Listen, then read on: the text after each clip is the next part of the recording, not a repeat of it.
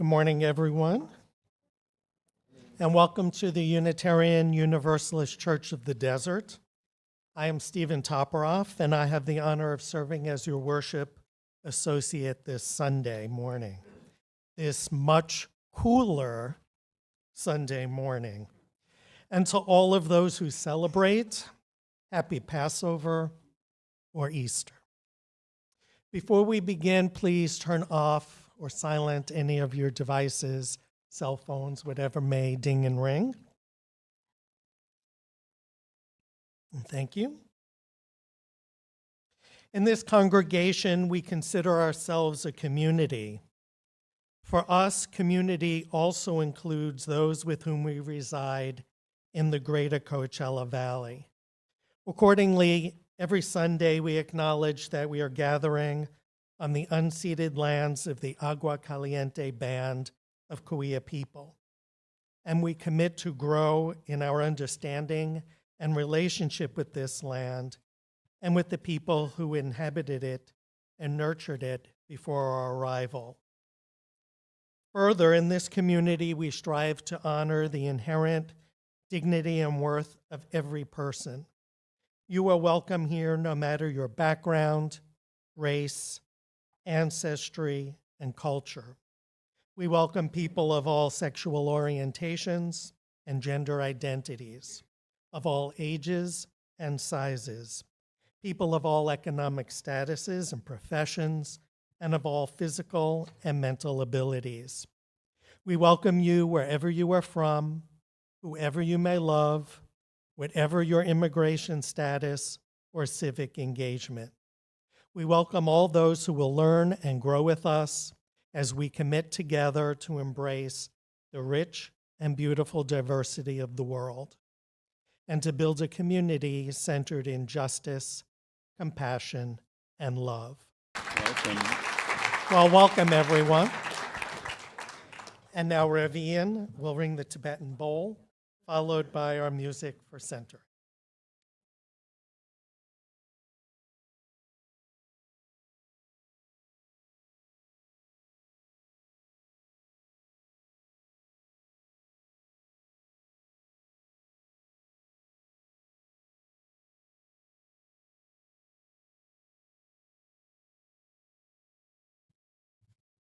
Good morning. I begin today with the words of my colleague, the Reverend Kathleen McTeague. You who are brokenhearted, who woke today with the winds of despair whistling through your mind, come in. You who are brave but wounded, limping through life and hurting with every step, come in. You who are fearful, who live with shadows hovering over your shoulders, come in.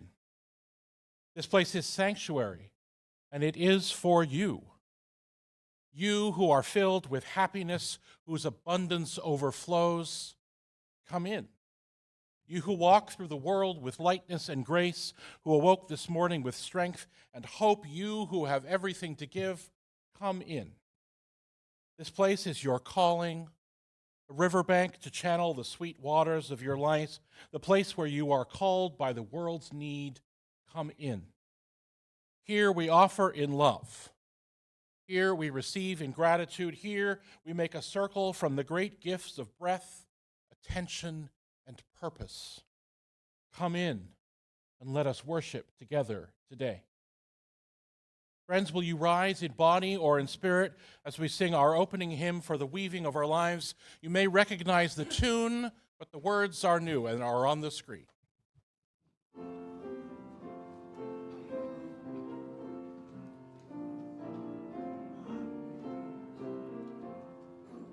For the weaving of our lives on the loom of joy and grace, warp of love that holds our hearts, weft of faith we add each day. All creation hears our song. We are woven kind and strong. For the thread that each of us offers to the world's design fabric of 1,000 hues, heart and hand and soul and mind. All creation hears our prayer as we weave a world of care. For the web that binds us all gently in each tangled skein, babies cry and prophets call, strands of peace and strands of pain. Dear creation, may that we yet repair your tapestry.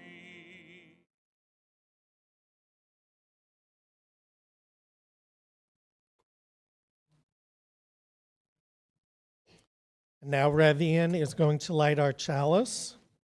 And as he does so, please read along the words that are on the screen.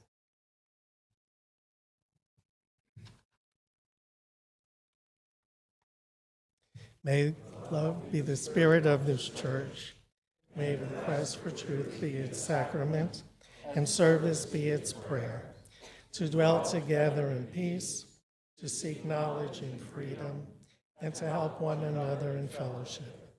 This is our aspiration.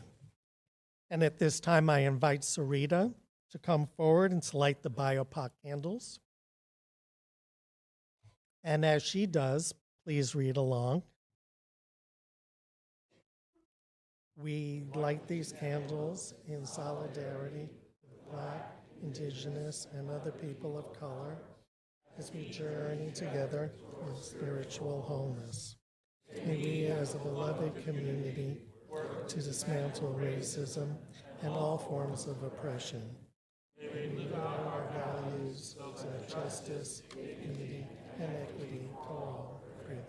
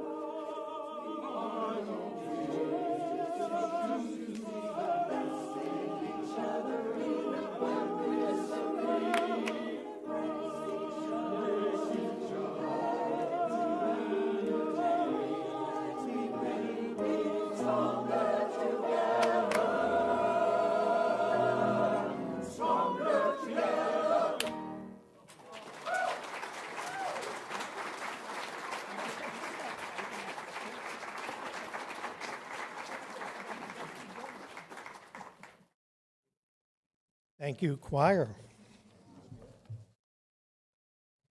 This morning we have a reading from the Buddhist monk and Zen master Thich Nhat Hanh.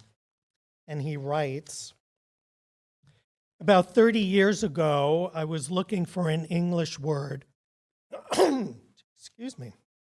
looking for an English word to describe our deep interconnection with everything else. I liked the word togetherness, but I finally came up with the word interbeing. The verb to be can be misleading because we cannot be by ourselves alone. To be is always to interbe. If we combine the prefix inter with the verb to be, we have a new verb, interbe. To interbe and the action of interbeing reflects reality more accurately. We inter-are with one another and with all life. There is a biologist named Lewis Thomas, whose work I appreciate very much. He describes how our human bodies are shared, rented, and occupied by countless other tiny organisms, without whom we couldn't move a muscle, drum a finger, or think a thought. Our body is a community, and the trillions of non-human cells in our body are even more numerous than the human cells. Without them, we could not be here in this moment. Without them, we wouldn't be able to think, to feel, or to speak. There are, as he says, no solitary beings. The whole planet is one giant, living, breathing cell, with all of its working parts linked in symbiosis. We can observe emptiness and interbeing everywhere in our daily life.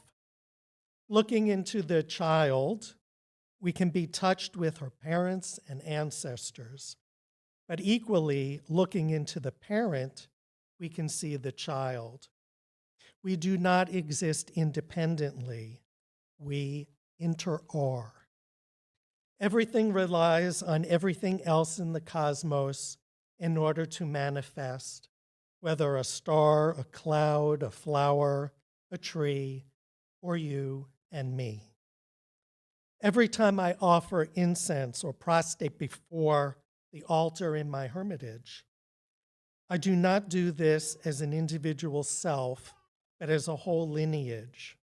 Wherever I walk, sit, eat, or practice calligraphy, I do so with the awareness that all my ancestors are with me in that moment.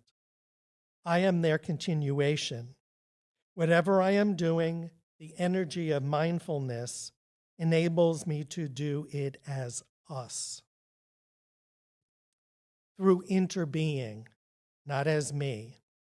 When I hold a calligraphy brush, I know I cannot remove my father from my hand.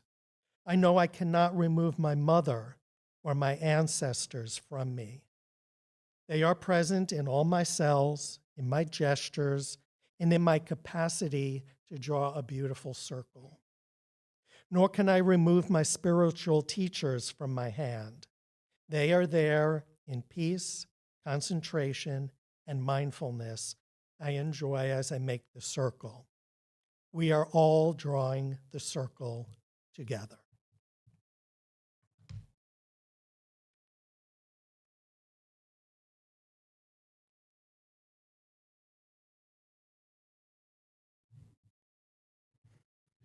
Everything we do together. We do not do alone, including maintaining and building and thriving in community. We do this together.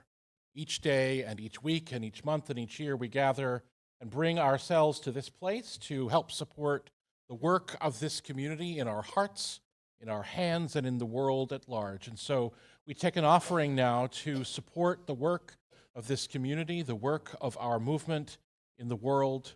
The ushers will come forward and collect an offering. Please be as generous as I know you always are.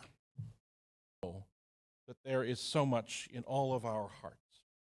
Friends, will you join me in a moment of prayer?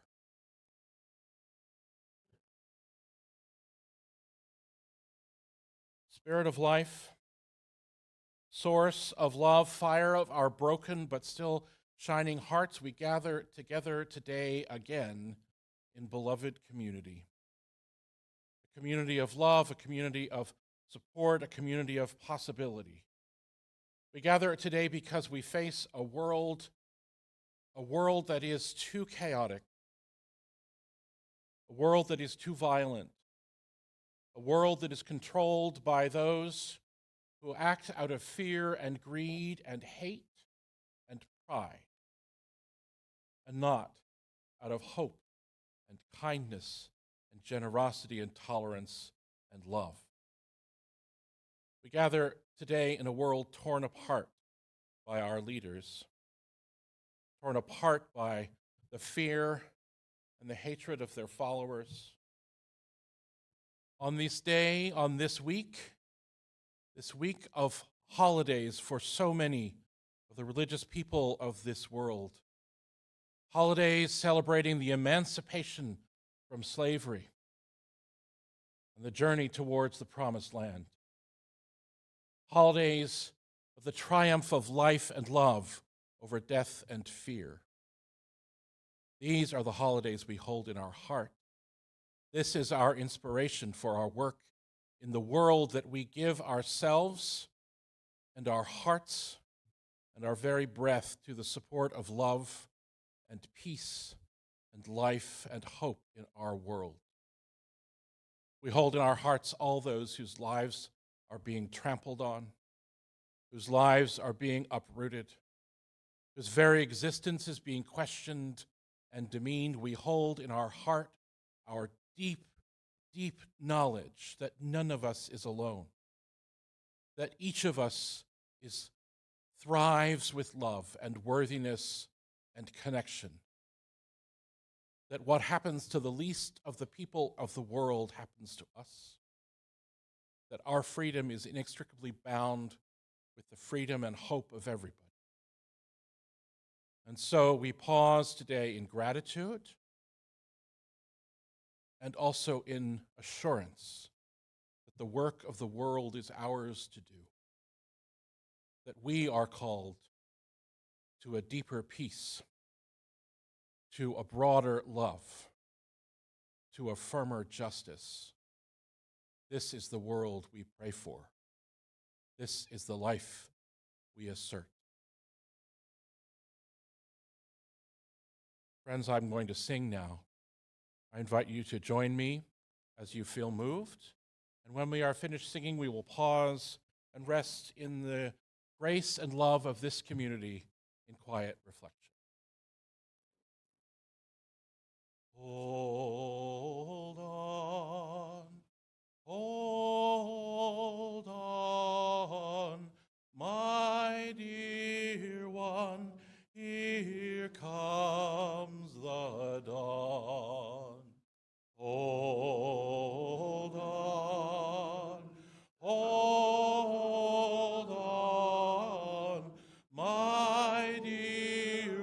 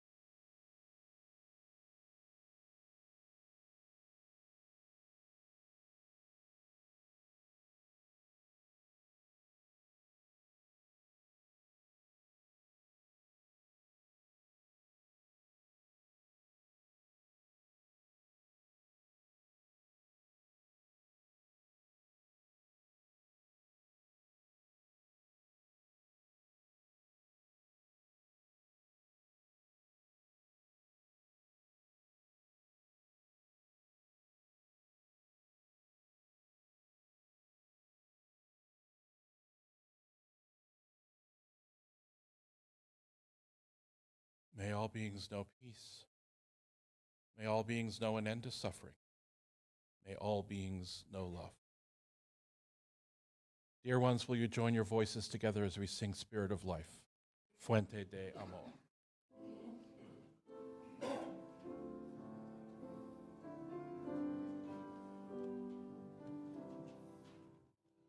Spirit of life, come to me.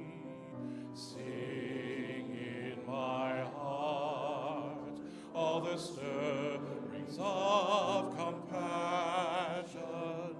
Blow in the wind, rise in the sea, move in the hand, giving life the shape of justice.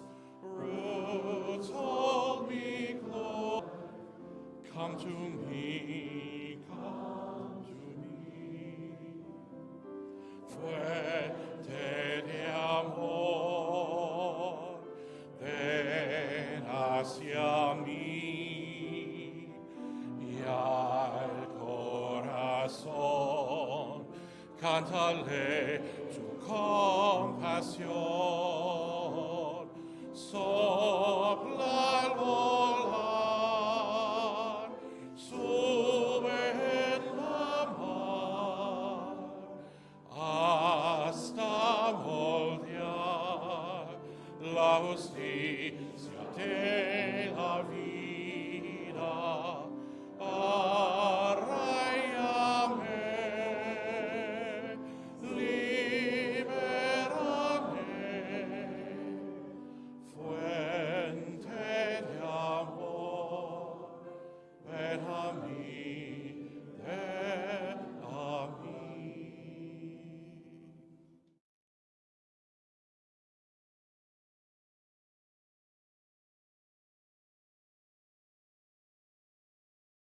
I want to start my remarks today in what might feel like an odd place by talking to you about a quiz show. An obscure quiz show here in the United States, I think. It's a British quiz show, and it's called Only Connect.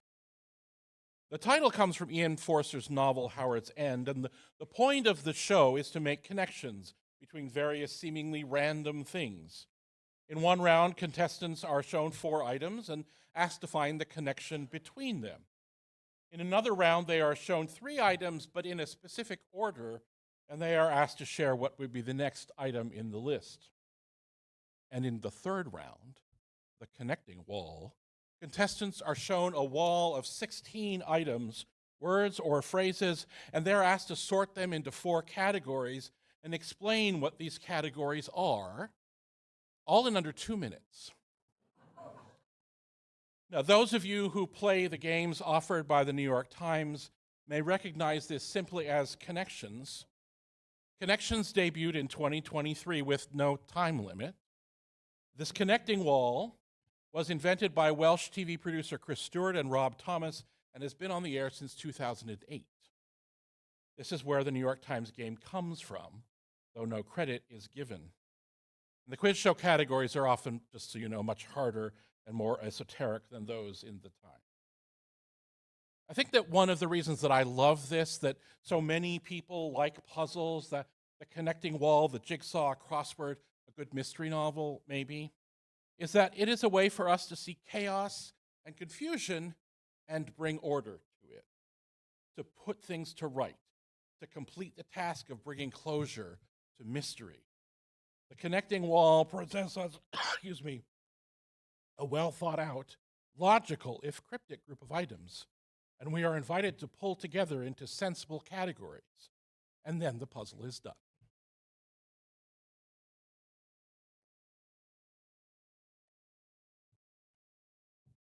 But the world, the real world, does not usually present us with well thought out, logical pieces of things to be collected into common sense understandings. It presents us often random shards, threads long and short that we are required to reconstitute, to reweave together to figure out to make a fabric that makes sense of who we are and how we are to live our lives. And rather than being finished once we're done this weaving, each day, each moment, we reweave out of the new threads offered to us. Threads of experience, of joy, of trauma, of new learning, of accident and failure, of success and movement. This month, the services I'm leading are focused on weaving and weavers, not necessarily the actual craftspeople, as wondrous as they are, but those in our lives and communities that weave together the stories of who we are, that weave us together with others on this journey so that our combined weaving can bring change and justice and hope.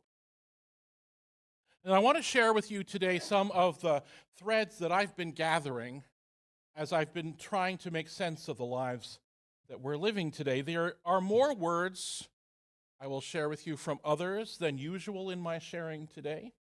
Like many of you, I know I am often shaken by these times and seeking possibility and hope in many places. And so a first thread, an ancient one. Homer's Odyssey tells the story of the decades-long journey home by Odysseus after the end of the Trojan War. The epic tale tells of the adventures and misadventures of Odysseus and his fellow sailors as they encounter danger and deception and crisis after crisis.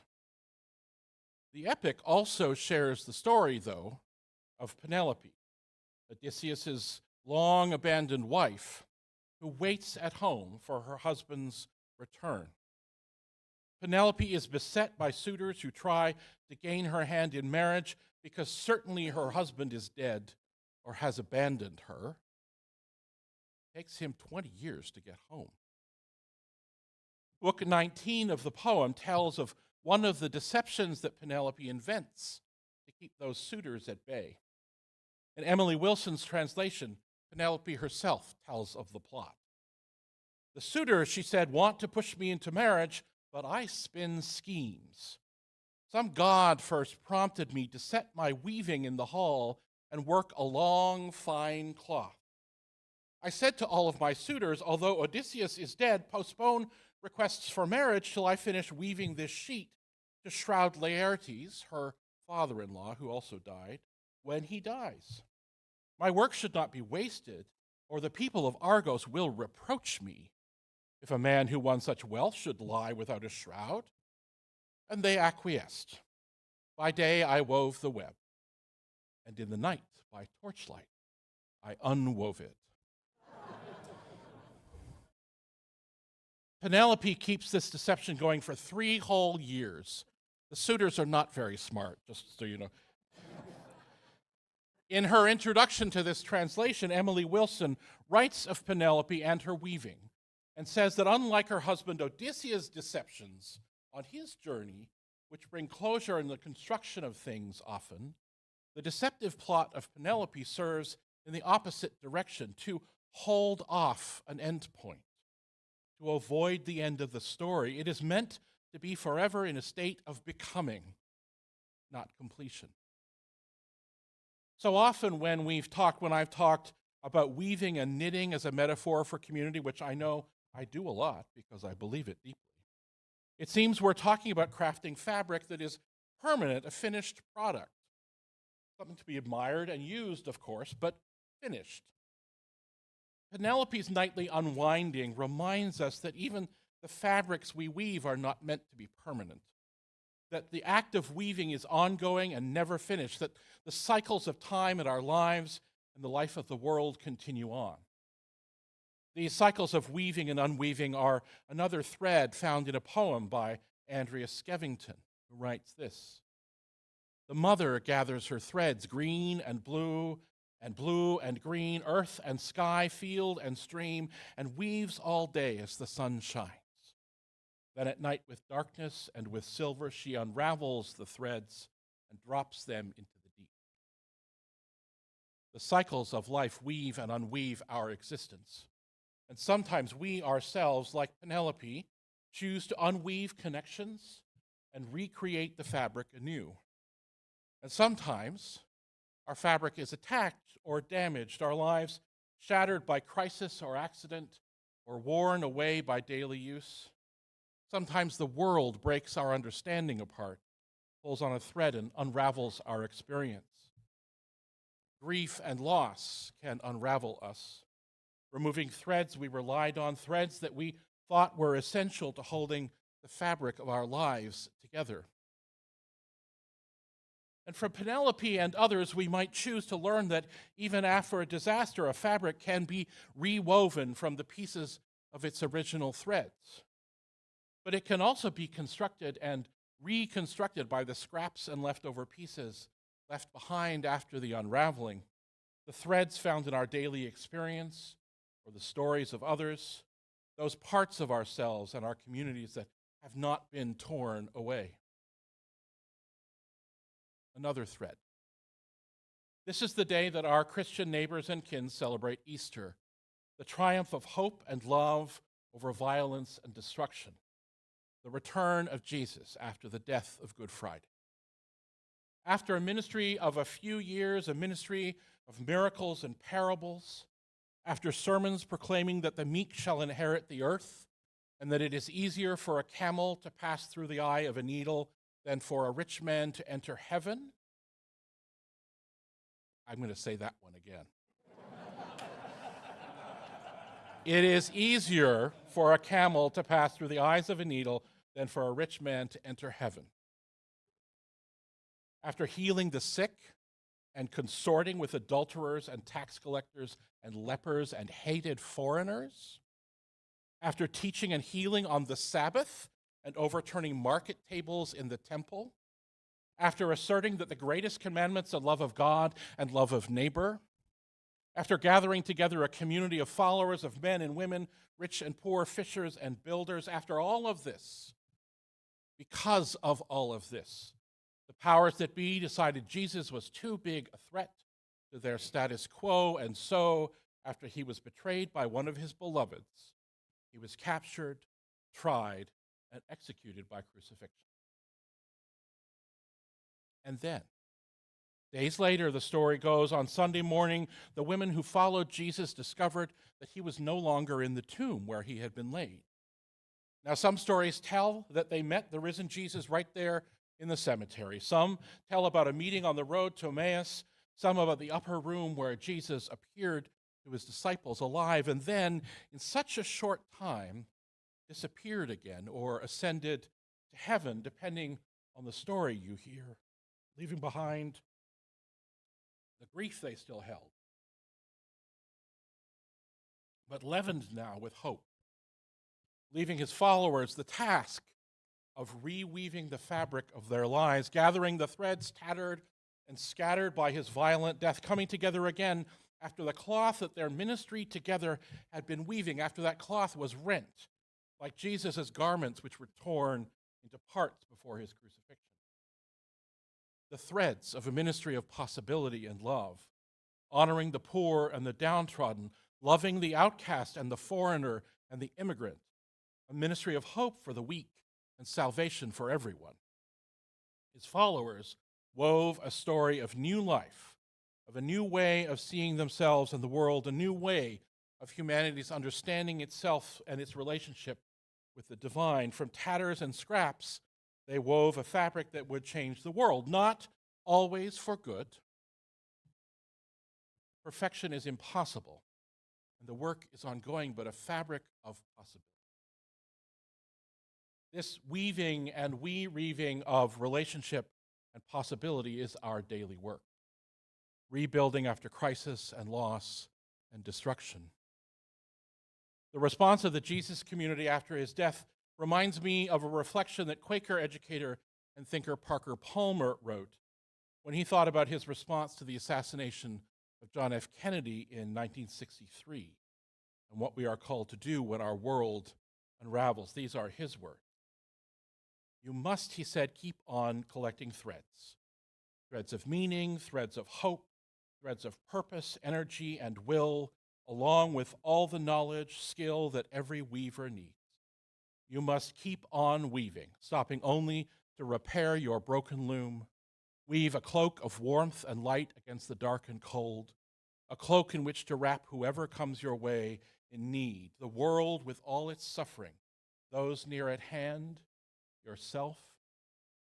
Then, he continues, if you are lucky, you will find along the way the thread with which you might reweave your own tattered life, the thread that more than any other weaves in warmth and light, making both the weaver and the weaving true, the red thread they call love, the thread you hold, then hand on to another, saying to them, you. We weave our lives and the lives of our communities at scales both large and small. And we are not separate from each other, but part of the larger cloth of reality of the cosmos, of the interdependent web. Physicist Richard Feynman wrote in his Messenger lectures at Cornell in 1964, nature uses only the longest threads to weave her pattern so that each small piece of her fabric reveals the organization of the entire tapestry.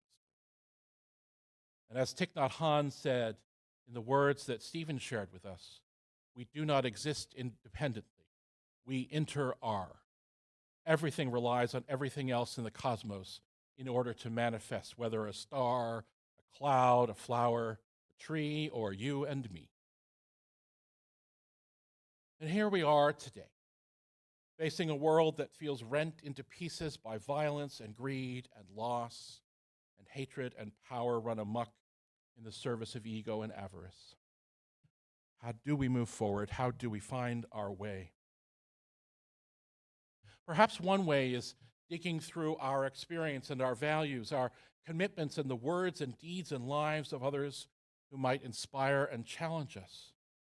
When we look at that wall of items seemingly unconnected, when we sit in front of the loom, when we gather together in community in the midst of crisis and confusion, perhaps we can find in all of that mess some threads of hope and possibility, songs we can sing together, bread we can bake together, history we can learn together, hungry people we can feed together, strangers we can turn into friends together, courage we can wield together, relationships we can forge together, beauty we can witness and craft anew together, strength, as the choir sang, that is greater when we weave it together, hope that we can nurture and enliven together, that red thread called love that we can share and pass on and use to bind ourselves together. The Reverend Sophia Betancourt, currently president of the Unitarian Universalist Association, finished a sermon at the 2018 General Assembly with these words: "The good news is that we are in control of what we do with our daily living.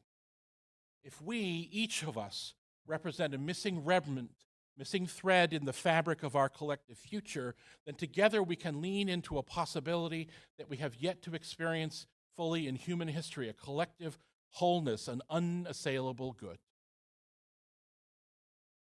With the threads and remnants of our history and our experience and hope and vision, may we choose each day to weave together the fabric of kindness, the fabric of possibility, the fabric of hope, the fabric of love. May it be so, dear one."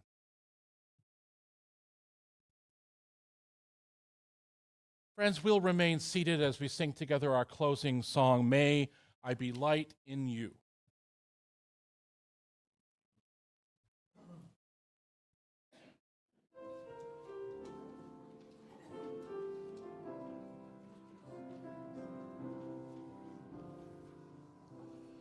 May I be light in you, may you be light in me, into our heart, into our souls, let love abide.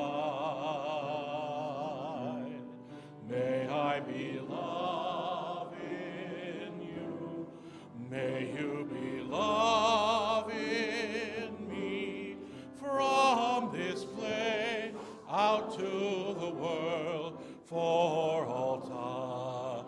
Let's sing that again. May I be light in you, may you be light in me, into our heart, into our souls, let love abide. May I be love in you, may you be love in me, from this place out to the world for all time.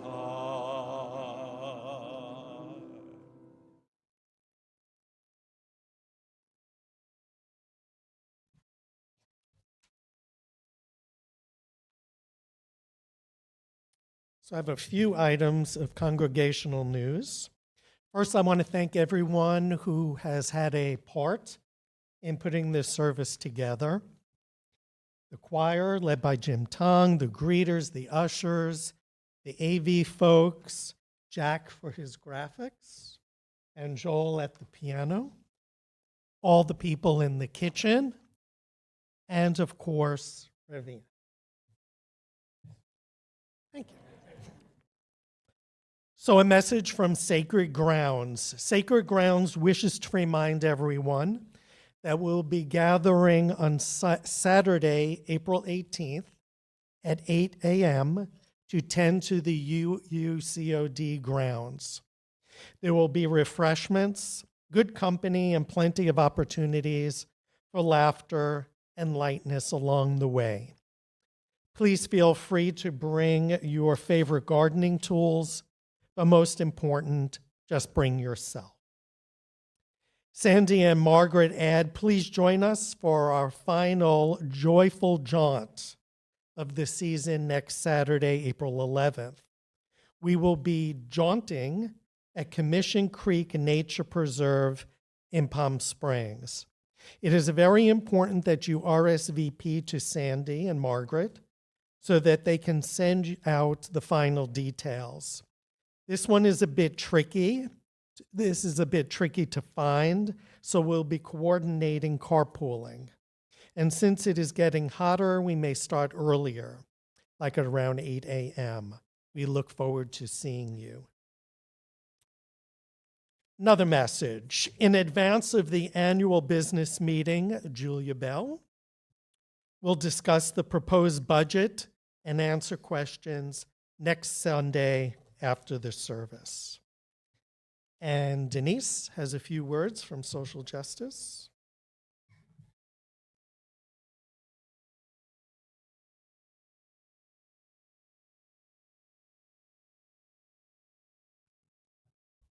Good morning, everybody. Good morning. Just like we're weaving today, social justice is doing a lot of weaving. So I got things to tell you. Nominations close today for Share the Plate, 11:45. There must have been a lot of interest because there are no more paper ballots out, no more nomination forms out there. So if you have yours, please bring it in, get it in by 11:45 today. If you filled out an electronic ballot, if you filled one out online, I've heard from a few people that theirs were not entered. They texted me and they said, "Did you get it?" And I said, "No, it's not there." So what I'm going to do is, if you filled out an electronic ballot and I did not receive, I'm going to send everybody whose electronic ballots I did receive an email by the end of today. If you did not get that email, let me know, okay? I'll also be around after the service today, and I can go online and check to see if yours is there. If you did not receive one, I'm not sure what's going on electronically, but you can fill out a paper one. I'll send you one, and then you just email it back to me, okay? So I want to make sure they all get in. Next Friday, we start voting. I don't know how many nominations came in, definitely more than 9. So thank you, thank you, thank you. Next thing, next Sunday is Socks on the 2nd. And for those of you who are leaving, if you remember what Randy Steele said last week, talk to him, give him a few bucks, and he will buy your socks for you throughout the summer. If you have socks, bring them in this next Sunday. And Can't wait to see all the socks that came in. Next thing, Singing Resistance Coachella Valley will again be singing the songs of resistance in these dark times on Friday, April 17th here. Come join us. You don't have to be a part of Singing Resistance to come and hear the songs and come and sing the songs. And during our musical reflection today, Hold On was one of the songs. Did you notice? So we're going to be singing a lot more. We also hope to be going out this month before it starts getting hot to do some singing in the Coachella Valley. So just stay tuned for that. I've got a few things in the works. I'm waiting on a few people. And if you've got an idea where you'd like to sing in the Coachella Valley, let me know, okay? Third thing, Signs of Fascism. Celia Groman is organizing the Signs of Fascism Saturday, April 18th in front of Trader Joe's and Michael's on Fred Waring Drive. If you would like to be one of the 20 people holding up a sign, and you probably saw the signs last week during the pre-service, those are the people that were at the last Signs of Resistance. So if you want to be at the next one, please talk to Celia. And finally, for the month of April only, Denise Stevens and Francine Langlaise humbly request that you look through your closets to see if you have any unused clothing. If you're not wearing this stuff and you want to give it to Street Medicine Project, they would like to take it off your hands. There is a basket, a wicker basket beneath the name badge wall. You can put your things in. Also, if you have any hotel toiletries, bring them in. They can use them as well. If you're going to be going away for the summer and you're going to be in hotels, pick those up, bring them in. They will take them.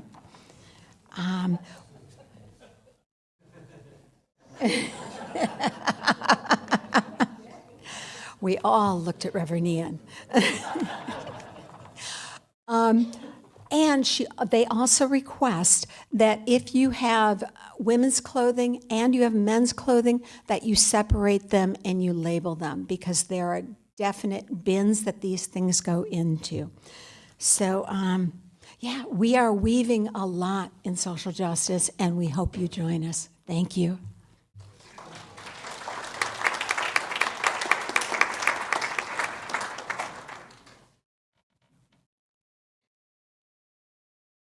Thank you, Denise. And to conclude our service, Rev Ian will extinguish the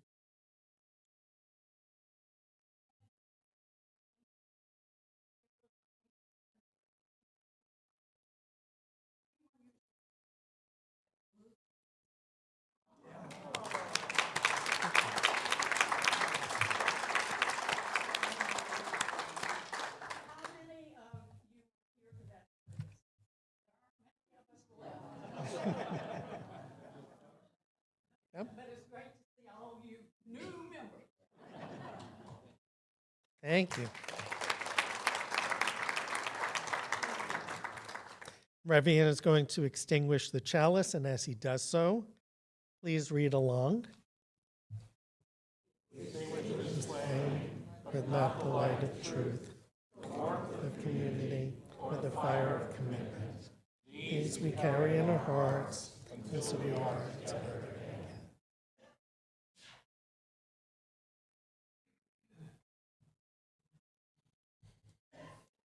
Fiber artist Jamie Rose wrote this in her Instagram feed. In the great weaving, reweaving, turning endlessly around the sacred wheel, there is the rhythm, and there the magic lies. Each day a chance to breathe out and begin again.